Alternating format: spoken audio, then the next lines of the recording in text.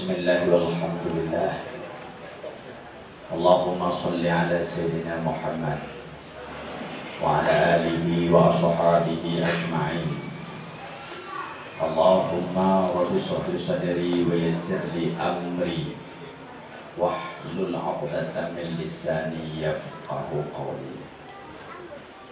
Puji dan syukur mari sama-sama kita ucapkan kepada Allah Subhanahu wa taala. Pada saat yang sangat berbahagia ini kita masih diberikan kekuatan dan kesempatan sehingga hadir bersama-sama pada tempat yang sangat mulia ini. Maksud dan tujuan tiada lain untuk mempererat tali silaturahmi, sekaligus kita memberikan doa restu juga doa bersama kepada kedua mempelai yang semoga menjadi rumah tangga yang sakinah, mawaddah, warahmah. Shalawat beriringan salam mari kita ucapkan, kemudian kita alamatkan kepada junjungan alam Nabi besar Muhammad sallallahu alaihi wasallam, kepada al sahabat dan kerabat beliau sekalian. Ta'zim, penghormatan dan kemuliaan kepada Ahlul Bait, sekaligus di kampung yang mulia ini merangkap sebagai kepala kampung atau lurah dalam bahasa kami Inggris, beserta keluarga besarnya dan seluruh perangkat desanya. Yang mulia dan terhormat dua keluarga besar dari mempelai laki-laki dan perempuan, Bapak Ibu yang tidak kurang rasa hormat apabila tidak kami sebutkan satu persatunya. Yang mulia dan terhormat kepada seluruh para tamu undangan pula yang tidak kurang rasa hormat apabila tidak kami sebutkan satu persatunya. Alhamdulillah, pada hari yang sangat berbahagia ini kita telah berkumpul bersama, pun tadinya telah kita saksikan secara bersama-sama acara pernikahan anak kita Muhammad Arif Riyadha dengan Nurul Hanifah. Tadi baru pelaksanaan ijab dan kabul. Ijab dan kabul Tunku Muhammad Arif Riyadha itu hal yang mudah ketika kita melakukan. Untuk prosesnya ijab kabul tidak perlu sekolah, tidak perlu pun belajar banyak. Mungkin kita hanya belajar, saya terima nikahnya Fulan binti Pudin untuk saya dengan maharnya sekian, tunai, selesai. Bahasanya mudah, ungkapannya pun tidak susah. Tetapi di balik kemudahan itu ada satu beban yang kita tanggung, ada satu tanggung jawab yang harus kita bertanggung jawabkan mulai di dunia hingga di akhirat. Ini harus hati-hati. Mudah kita ungkapkan, tetapi susah di dalam pelaksanaan karena ada tugas besar dan beban yang harus kita pikul pula, yang harus kita lakukan.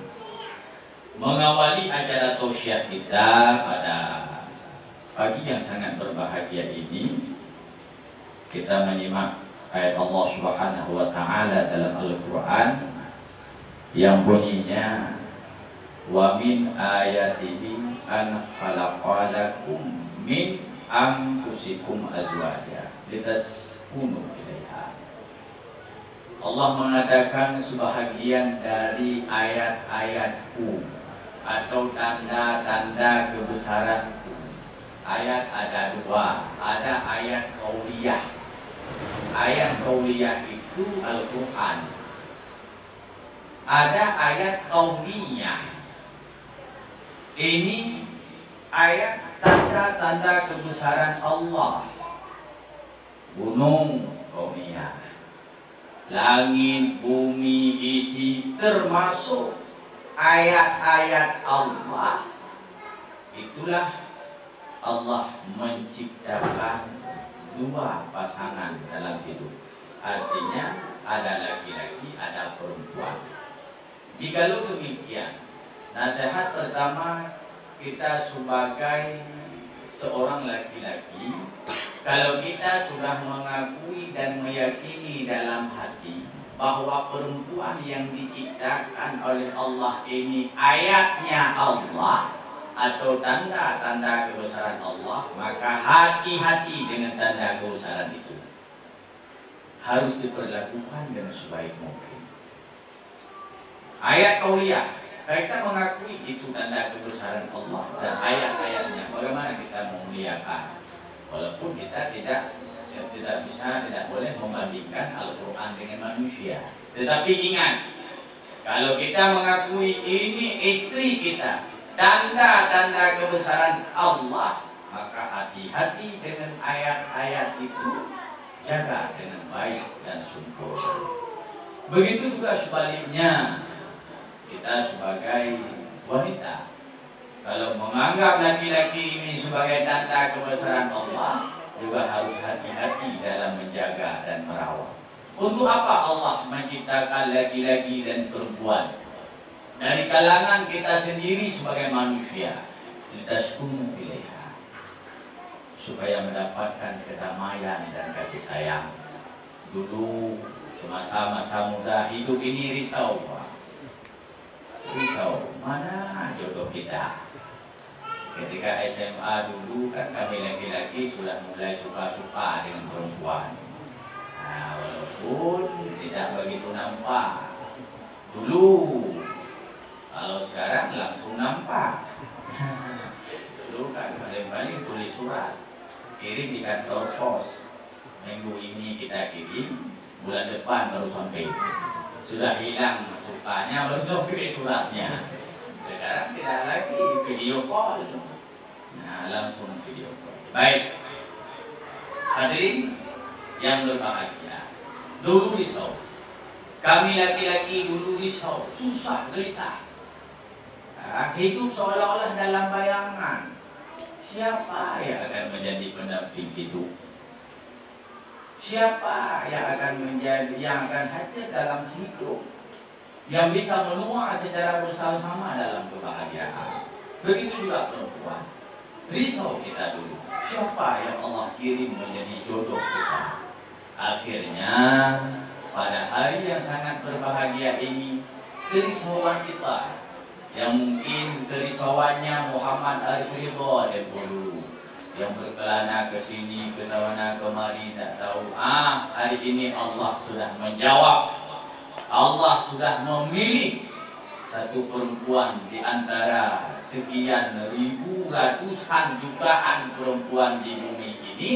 Allah menjawab dengan menghadirkan seorang pendamping dalam hidup yang sudah diberikan nama oleh ayahnya, namanya Nurul Hanifah.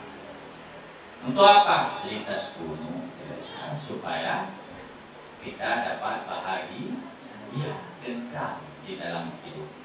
Hadirin yang berbahagia, terus untuk mencapai kebahagiaan itu, untuk mencapai hikmah dari berumah tangga menjadi orang yang bahagia, dia harus ada syaratnya, harus ada ketentuannya, dan ada biometernya. Untuk menjadi orang kaya, tidak mungkin dengan keinginan kaya jadi kaya. Untuk menjadi seorang yang cantik saja butuh syarat. Ini perempuan mau cantik butuh syarat, harus pakai make up, harus pakai lipstick, ibu kan, biar kalau putih di sini dia pasangannya merah di bibir. Kalau putih di sini hitam di bibir, ini bermasalah. Harus ada syarat dari seorang yang cantik. Harus pakai baju yang sesuai. Kalau baju jilbabnya putih, bajunya merah, kan? Merah bercampur putih. Itu konsep Konsep keberhasilan dalam kecantikan, konsep keberhasilan di dalam ekonomi menjadi orang kaya ada syarat-syaratnya, ada tugas-tugasnya, ada ilmu di situ yang harus kita miliki. Walau bagaimanapun mahalnya kosmetik, tanpa ilmu cara memakainya tidak akan pernah terjadi. Mahaikan kalau bahasa Aceh, siapa Aceh itu? Enggak ya? Oh, mahalnya karena terbiasa ceramah di bahasa Aceh. Maka ini mohon maaf kalau sekali-sekali masuk ke Acehnya. Nah, saya orang kampung di sini juga. Ini pesantrennya di belakang Menasah. Kalau kami bilang itu tempat ibadah itu Menasah. Kalau pesantren di Aceh namanya Dayah. Dayah. Tempat pondok itu di Aceh namanya Dayah. Kalau kita secara nasional pun di Indonesia namanya pesantren, ya. Bagus, mahal lipstik, tak tahu cara kita memakainya, mahalnya kosmetik tidak pernah cantik. Maka kenapa waktu hari-hari pesta itu diundang orang khusus? Karena supaya kecantikan itu dipoles pasti dan nampak alamiah. Begitu juga pola hidup rumah tangga ini.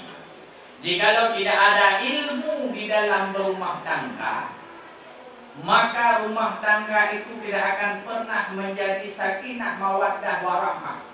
Tidak akan pernah ada kebahagiaan.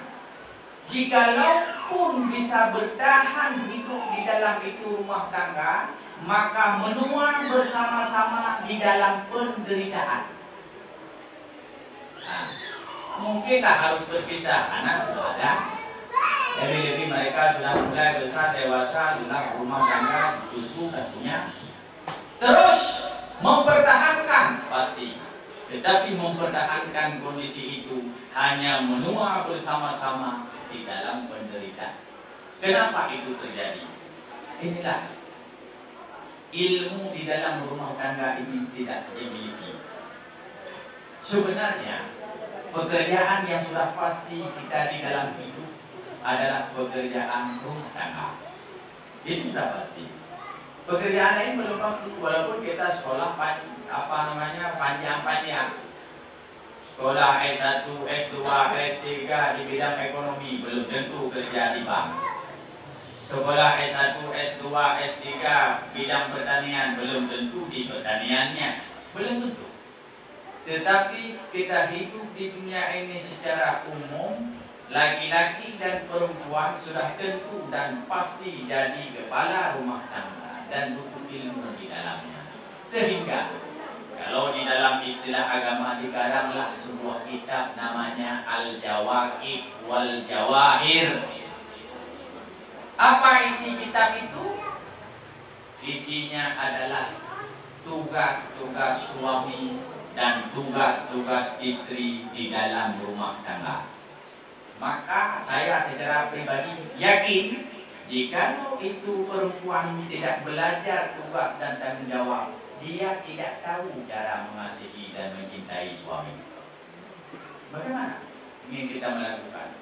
Ilmu tidak ada, persis laksana tepung sudah kita punya, itu gula sudah kita miliki, dan barang-barang lain sudah ada. Ingin buat kue, ilmu buat kue tidak ada. Terus kita campur-campur terus. Yang terjadi apa? Istilah kami timpan, tahu timpan itu kan? Timpan. Oh, kue timpan itu tepung, dikulit-kulit, apa aja. Diambil daun pisang, dibuat timpan.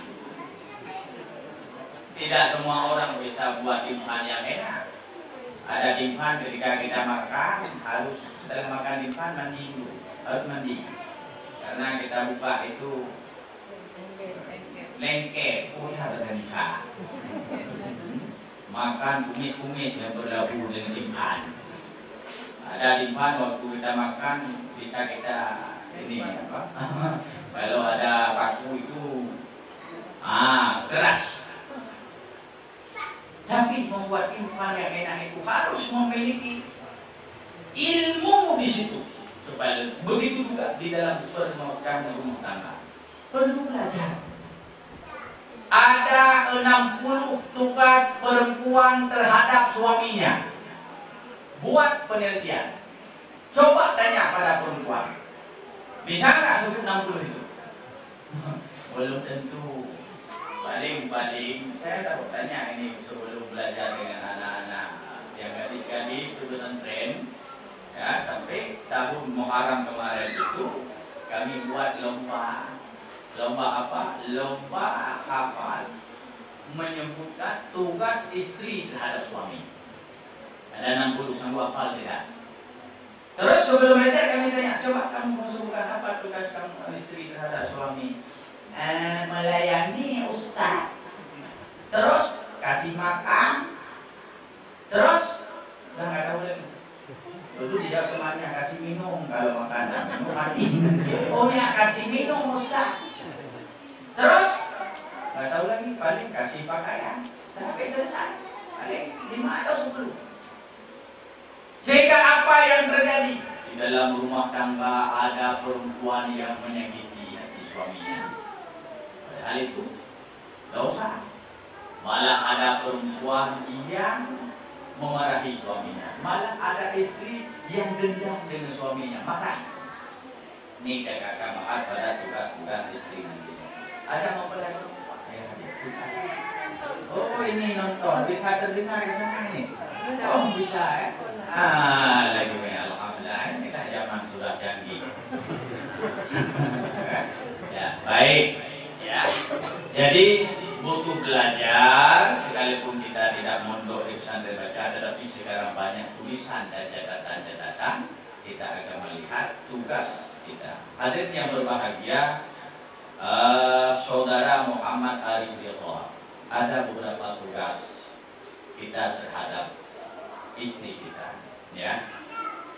Yang pertama adalah memberikan tempat tinggal, itu sudah pasti. Yang kedua memberikan pakaian, itu pun sudah pasti. Yang ketiga memberikan makanan.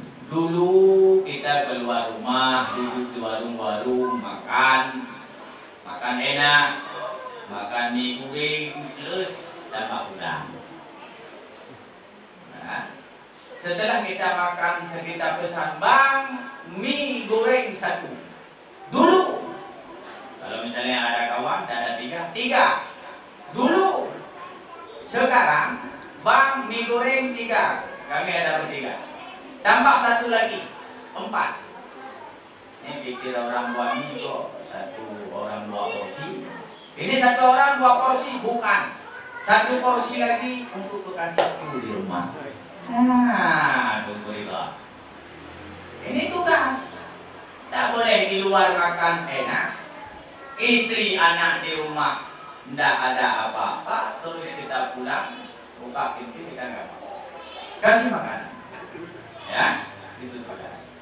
Yang keempat, berikan cinta dan kasih sayang, ya. Sayangi mereka, sayangi. Itu orang yang mendampingi hidup kita. Sejarah paling besar dalam kehidupan kita itu ada 2. Sejarah pertama orang tua yang tidak mampu kita membalas jasanya. Sejarah dalam kehidupan yang kedua yang paling besar itu adalah sejarah kehidupan istri yang mendampingi kehidupan kita. Karena bergantian alamat. Dulu yang kasih makan ibu, yang cuci baju ibu, yang menjaga merawat ibu. Ini berpindah alamat.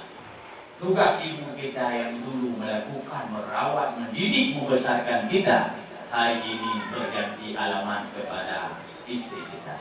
Jaga, rawat, berikan kasih sayang. Bagaimana kita memberikan kasih sayang? Laksana orang tuanya dulu memberikan kasih sayang terhadap anaknya. Jangan sampai dulu tunggu, kalau bahasa Aceh ini tengku namanya. Tengku. Tengku mama itu. Jangan dulu ini anak perempuan disayangi, dikasih orang tuanya, tumbuh besar, dewasa, diberikan pendidikan, sampai kepada kita kasih sayang yang telah ditanam itu hilang. Malah yang datang ada kebencian. Susah sekali merawat anak. Dulu saya nggak tahu bagaimana ini susahnya orang tua merawat kita. Setelah kita punya anak, kita rawat anak. Lebih anak perempuan. Kita rawat, tumbuh besar dan dewasa. Apa keinginan kami orang tua? anak kami ini waktu dia sudah dewasa, cinta dan kasih sayang yang telah kami bina berpindah ke yang lain, walau tidak sama level, tapi setidaknya tidak runtuh. Ini kebahagiaan kami. Ya, mana kami rawat? Jangan sampai nanti setelah diberikan kepada kita hanya bahasa Aceh lagi tajuk kerimuan. Paham ini? Tidak, setelah diberikan kepada kita, kalau dalam bahasa Indonesia jangan laksana dikasih kepada harimau. Nah, ini bahasa spontan kita bilang, ya kan? Spontan, agar kita hati-hati dalam merawat anak orang ini. Walaupun sudah jadi istri kita, sudah jadi milik kita, tapi harus hati-hati. Cinta dan kasih sayang itu harus dijaga, jangan mencaci, memaki, apalagi kepada memukul. Nah, itu tidak boleh. Tidak boleh. Oh, ada masalah, selesaikan dengan musyawarah. Oh, ada kesalahan, lupakan kesalahan itu dengan mudah. Jangan mendendam, apalagi mencaci. Kan sering kita dalam rumah tangga kadang-kadang perempuan ini terkhianati. Ketika kita laki-laki ini marah, menaruh dendam, kepada siapa dia mengadu? Mau mengadu kepada orang tua, kadang-kadang dia dimarahin lagi. Mau mengadu kepada orang tua, kadang-kadang dia malu. Ingin menyampaikan beban dalam rumah tangga, kadang-kadang dia tidak kuasa pada orang lain. Harapan hanya pada kita suaminya. Jikalau ada salah, maafkan. Mudah maafkan dia. Setelah kita maafkan itu, bimbing dalam kebajikan. Cara membimbingnya adalah dengan nasihat kita sendiri. Kita tidak mampu menasihati, tidak ada ilmu untuk memberikan kebajikan, maka di mana ada majelis ilmu, bawa. Karena tidak ada kebajikan tanpa majelis ilmu dan tanpa ilmu agama di dalam jiwa. Itu tugas kita. Tunggu Muhammad Arif Ridha berikan cinta dan kasih sayang. Yang paling besar adalah tugas kita dalam rumah tangga, sebagaimana tercantum dalam firman Allah Subhanahu wa taala, ya ayyuhalladzina amanu qu anfusakum wa ahlikum nar. Itu tugas terbesar. Wahai orang beriman, jagalah dirimu, jagalah keluargamu dari api neraka. Pertama kita jaga kita. Salat, mau tidak mau, reda atau terpaksa, 5 waktu jangan pernah ditinggalkan. Keluargamu jaga, istri kita. Dulu subuh kita bangun sendiri, sekarang bangun istri. Yuk kita salat. Sudah ada anak, bangunin anak. Yuk kita salat. Mari kita membawa rumah tangga kita ini kepada satu jalan kebahagiaan, jalan yang dicintai oleh Allah, yang diperintah oleh Rasulullah. Kita bersama keluarga masuk ke dalam surga Allah.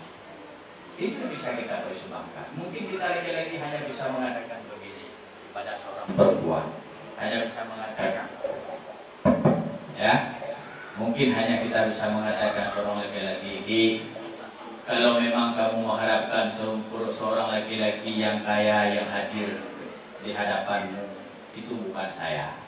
Kalau mengharapkan laki-laki yang keren, mungkin bukan saya. Kalau mengharapkan laki-laki yang ekonominya memadai, itu bukan saya. Tetapi kalau kamu mengharapkan seorang laki-laki yang hadir di sisimu dan bersama-sama membawamu menuju surga Allah, itulah aku laki-lakinya. Itu sebenarnya hakikat yang dipikir oleh seorang laki-laki. Begitu juga perempuan. Ia bisa mengatakan, bang, kalau mengharapkan perempuan yang cantik, itu bukan saya. Mengharapkan perempuan yang kaya, itu pun bukan saya. Mengharapkan perempuan yang kaya raya dan memiliki pangkat dan jabatan, itu pun bukan saya. Tetapi jikalau abang mengharapkan seorang perempuan yang mencintai abang, yang membesarkan anak dalam jiwa dan kasih sayang, dan yang akan membawa abang menuju surga Allah, itulah aku perempuannya. Itu moto kita dalam rumah tangga. Dalam rumah tangga ada yang tidak salah, dalam rumah tangga tidak menutup aurat, dosa di dalamnya. Ini sangat berbahagia. Hadirin yang berbahagia. Kemudian kepada Nurul Khalifah. Nah, ini ada ya, bisa dilihat dan didengar ya. Kepada adinda kami khalifah. Ya.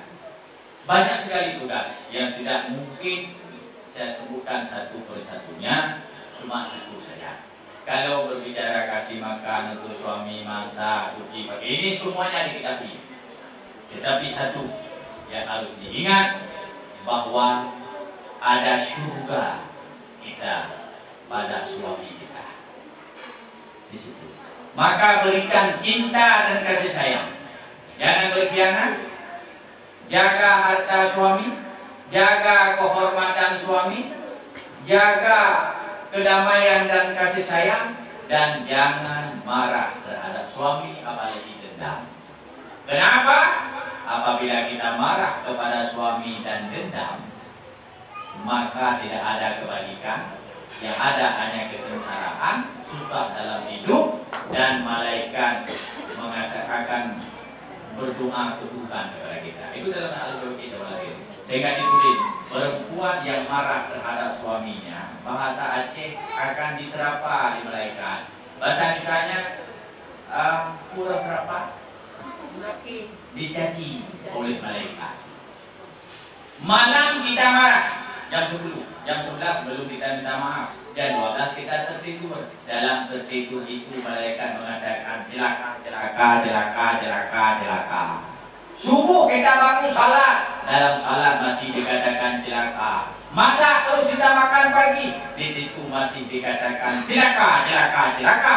Kapan celaka itu tidak diungkapkan lagi oleh malaikat untuk kita? Ketika kita sudah meminta maaf pada suami kita. Oh, ini susah kali Ustaz. Minta maaf mana ada susah? Kecuali hanya orang-orang yang takabur saja, yang dia tidak mau meminta maaf, merasakan dirinya tak bersalah. Orang takabur itu dia merasakan dirinya tak pernah salah, yang salah orang lain. Maka cari surga pada suami. Hadirin yang berbahagia, Bapak dan terhormat, kehidupan berumah tangga ini awal mulanya bahagia, tetapi tidak pun menutup kemungkinan sampai akhir hayat bahagia. Tetapi tunggu Muhammadillah, perjalanan kehidupan rumah tangga ini persis laksana perjalanan menuju sebuah lautan yang begitu indah. Kalau kami di Aceh ini ada Pulau Sabang, berumah tangga itu persis laksana kita mau ke Pulau Sabang. Kita berdiri di pinggir pantai Uleli, terus kita melihat ke Sabang. Apa yang terlihat? Yang terlihat lautnya begitu hijau. Itu yang terlihat. Dalamnya.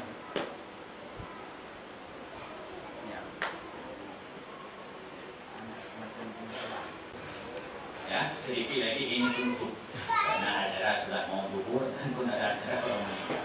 Ya, berumah tangga itu persis laksana kita mau ke Pulau Sabang. Ketika berdiri di pantai, di samping pantai Uleli Banda Aceh melihat ke Sabang, apa yang terlihat? Yang terlihat laut begitu hijau, yang nampak kota Sabang begitu indah. Terus kita naik ke dalam perahu. Apa yang terlihat di awal-awalnya? Air begitu putih, pemandangan-pemandangan di dalam, ada karang-karang yang begitu indah. Melihat ke sana nampak kota Sabang dengan lampu-lampu, dengan tanaman-tanaman yang begitu bagus.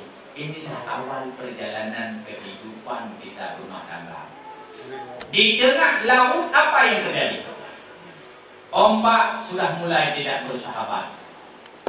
Karang-karang pun kadang-kadang sudah mulai bermunculan.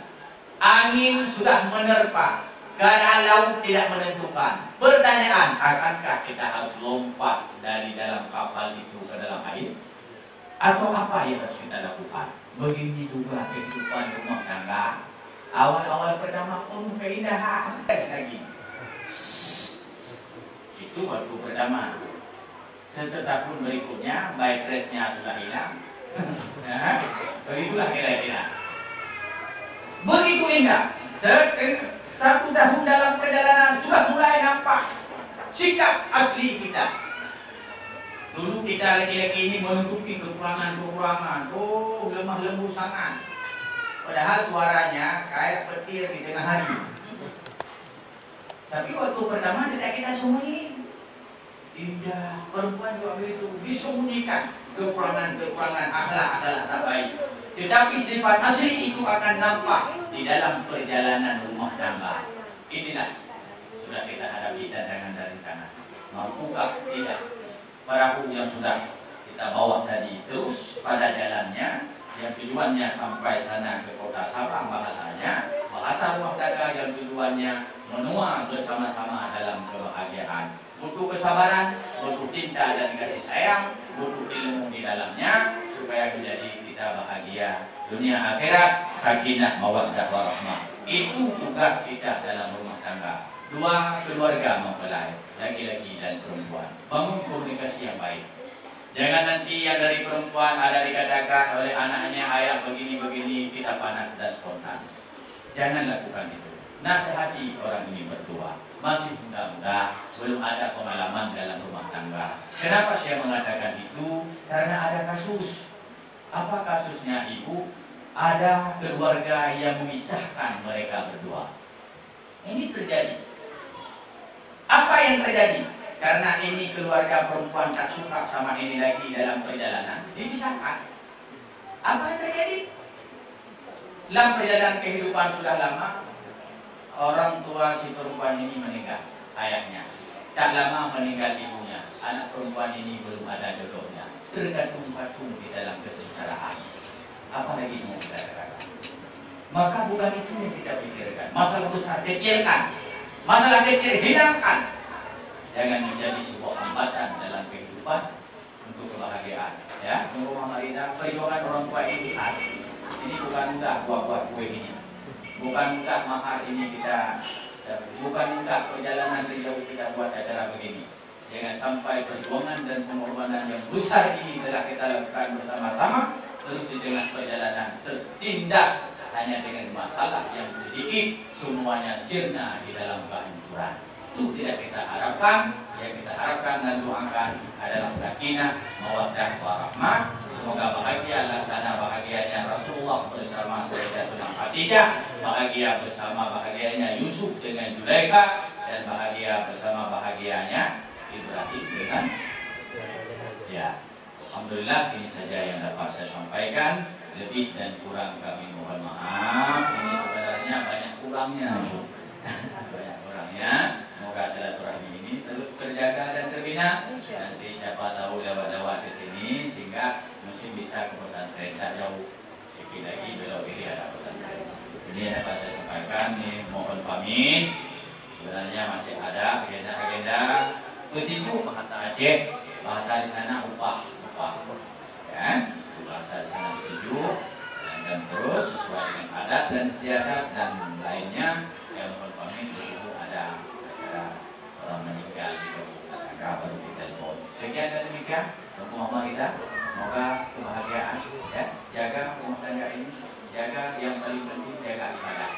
Kalau saya kebahagiaan dalam rumah tangga, ibadah dan ilmu, di mana ada majelis taklim hadir bersama-sama dengan istri tercinta, disitulah ada keramaian dan kasih sayang. Sekian dan demikian. Assalamualaikum warahmatullahi wabarakatuh. Waalaikumsalam warahmatullahi wabarakatuh.